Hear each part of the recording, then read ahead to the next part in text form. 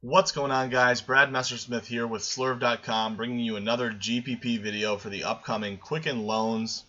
We are going to be talking about several guys that I like for GPPs this week, but first I want to talk a little bit about game theory and lineup construction.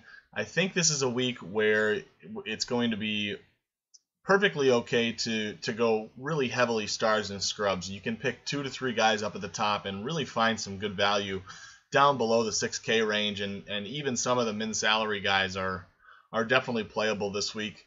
Worth mentioning that this is an invitational tournament, so there are going to be only roughly about 125 players in the field.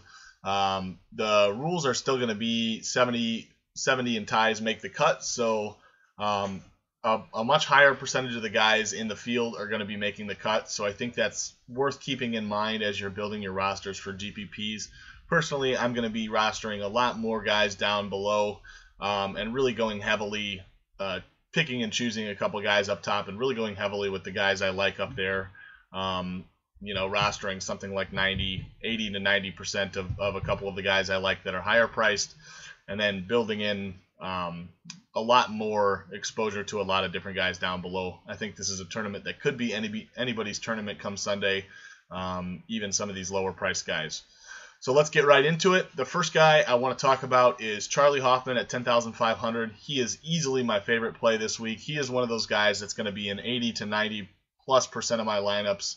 I'm finding myself really trying to squeeze him into any lineup I can while I'm still able to get the percentages on some of the lower guys that I want. So really like Charlie Hoffman this week. He leads my list of projections by 10+ points. He's made 11 of 12 cuts in the last 16 weeks, and he's had a win in that time frame.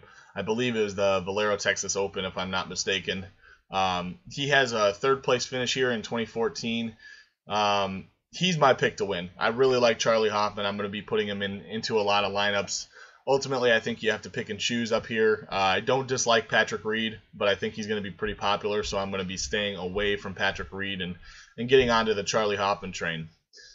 Next guy I want to talk about is Brendan Steele at 9,900. I think that at 9,900, Brendan Steele is way too inexpensive for his skill, especially recently. He's been playing some very good golf. We've seen him in contention in several tournaments. He's just been rattling off top 15s like there's no tomorrow.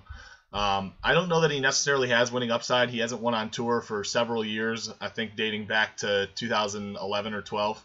But at 9,900, I'm not sure he really needs it, and I think in a weak field, if he is going to have winning upside, it would be in this type of tournament.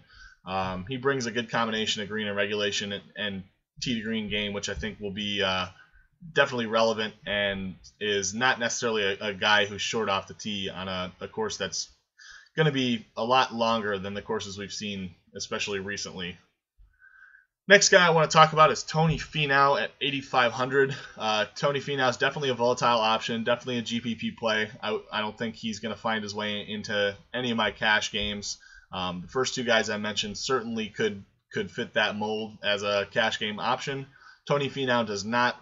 Has lots of missed cuts, but also some top 15s sprinkled in there. I think he's definitely got some upside. The upside we're looking for at 8,500 in a GPP. If you remember back, he did win the Puerto Rico Open, which plays a lot like a field like this. Really weak field in the Puerto Rico Open. He was able to pull off a win there, so I think he probably has winning upside in a field like this, assuming a couple of the top guys don't perform as expected. There is rain in the forecast, so I think Tony Finau's length off the tee is going to be an advantage as well on a really long, difficult course in Congressional. I think Tony Finau's strengths will be accentuated in the conditions. Next guy is Daniel Summerhays at 8,100. I think he's been playing above his salary range. He's made 7 cuts in a row with an 8th place last week, obviously at the U.S. Open. Really been putting lights out recently, which I like. I think he's kind of hit a hot streak and really found his putting game. Like I said, he's been outperforming his salary, really been playing well, and in a weak field like this, I'm not sure he belongs at 8,100 with the way he's been playing recently. My one concern with Daniel Summerhays is that he could be a popular option this week with his 8th place finish at the U.S. Open. I think he was on the coverage a lot. I think a lot of people are talking about him. So tread carefully if you're going to go in with Daniel Summerhays. You may want to have a little bit more ownership of him just to make sure you're overweight on the field. But that being said, even with the high ownership, I think I like Daniel Summerhays enough to really consider him also an interesting cash game option as well. So the first 4 guys I talked about are going to be somewhat chalky. I think they won't fly under the radar by any means. So let's get into a couple of guys that probably nobody else is talking about, or very few people are. The next guy I like at 6,200 is Jonathan Vegas. He plays really well on long courses. He's definitely not short off the tee. He has a 4th place finish at Congressional. I believe it was in 2014. Don't quote me on that one. But he's the type of player to pop up for top 5s several times throughout the year. And in a weak field, I think this is the time where we haven't seen Jonathan Vegas in a while. He's sort of dropped off the radar. At 6,200, I think he definitely has the upside we're looking for in GPPs. I could easily see Jonathan Vegas finishing top 15 here. And like I said, the conditions are going to be a little bit wet. I think, he's not the longest guy off the tee, but I think his length won't be a bad thing. Next guy I want to talk about at 5,800 is kind of my sleeper of the week, Michael Kim. He is actually 3rd in my projections model. Part of the reason he's projected so well is that he's a very aggressive golfer. So I'm seeing a stat show up, average going for it distance in yards.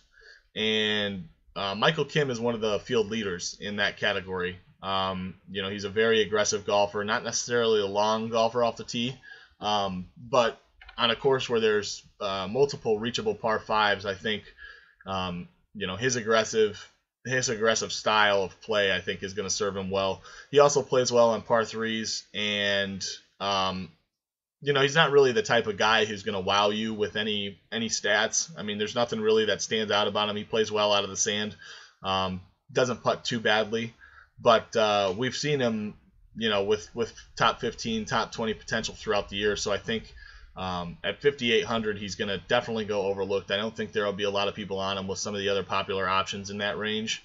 And that there are some aspects of Michael Kim's game that sort of tell me he has a shot here to really exceed his expectation at 5,800. So I will be having quite a bit of Michael Kim. So that's going to do it, guys. Hopefully last week you guys had a decent week at the U.S. Open. We talked about Beef and a couple other guys who did well. So hopefully you had a couple of the right guys. If there's any other questions, any other guys you guys want to talk about, feel free to reach out to me on Twitter at Brad Messersmith. That's MESSER Smith. As always, check out the slurv.com expert chats. You guys don't want to miss those. Really, really fantastic stuff out of the whole slurv.com crew. A lot of really sharp guys involved.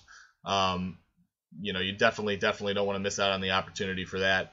And lastly, you guys can check out my work at dfsondemand.com. I read a Euro Tour article, so if you guys are interested in the BMW International this week, make sure to go over there and check that out. And I write a PGA article for DraftKingsPlaybook.com, so go over there and check out my love-hate article. And other than that, guys, good luck this week. Thanks for tuning in. We'll see you next time.